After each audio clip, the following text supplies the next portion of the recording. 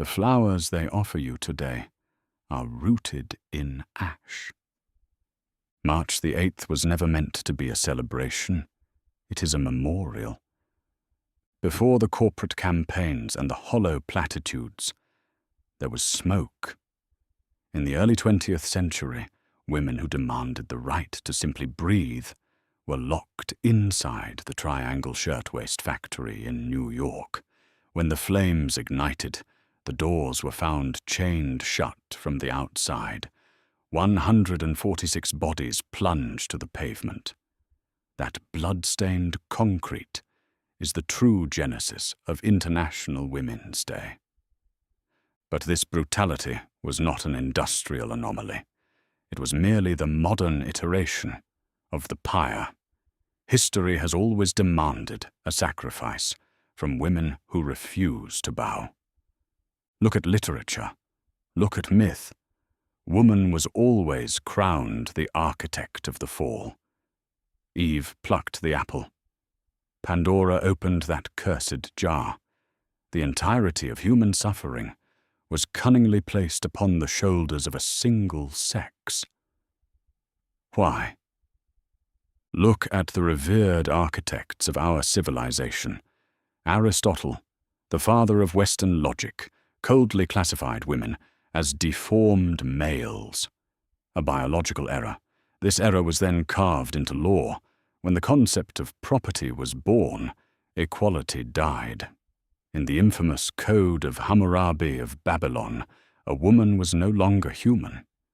She was a commodity, passed from father to husband, a breeding vessel. We built colossal cities, but we buried the subjugation of women deep within their foundations. And what of those who shattered their chains? The empresses who ascended to the throne? Kosem Sultan, Wu Zetian, or Catherine the Great. Historians did not record their merit or their intellect. They painted them as bloodthirsty witches and power-mad harlots. When a man conquers, he is called the Great. When a woman rules, she is dangerous. This intellectual venom seeped into the soil of the Middle Ages, birthing the Malleus Maleficarum, the hammer of witches. It was a macabre guidebook for the Inquisition. If a woman possessed a birthmark, if she lived alone, if she understood the healing properties of the forest, she was a pariah. They tied her to stones and threw her into the abyss. If she drowned, she was innocent. If she survived, she was a witch, and the flames claimed her. This terror of female autonomy predates recorded history. Consider the ancient, suppressed myth of Lilith. She was not carved from a rib. She was created from the exact same earth as Adam, perfectly equal.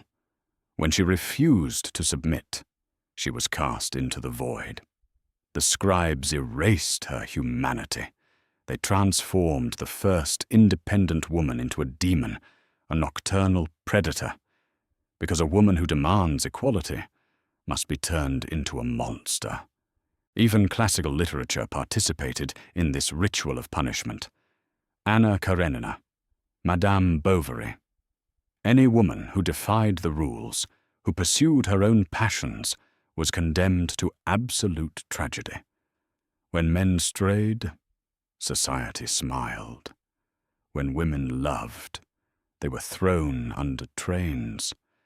And when society finally stopped believing in monsters, it simply invented new cages. The Victorian era replaced the wooden stake with the asylum. A woman who exhibited ambition, anger, or simple exhaustion was diagnosed with hysteria. Her intellect was treated as a clinical pathology. She was stripped of her name and left to decay behind iron bars. Civilization did not cure its fear of women. It merely sterilized its methods. We traded the Inquisition for the boardroom, the witch trials for the wage gap. Today, a woman is expected to hunt, and clean the cave entirely alone. She is expected to produce, but if her motherhood is not flawless, she is instantly crucified. That ancient guilt is whispered into our minds every night like a millennia-old inheritance. Starting from the deceptively innocent pink and blue divides in toy aisles, our social conditioning keeps us trapped within invisible borders. We tell ourselves the dark ages are over, but the ancient code remains entirely unbroken. So when they hand you a rose today, remember the soil it is planted in. We stopped burning witches, but we never stopped punishing the women who refuse to burn.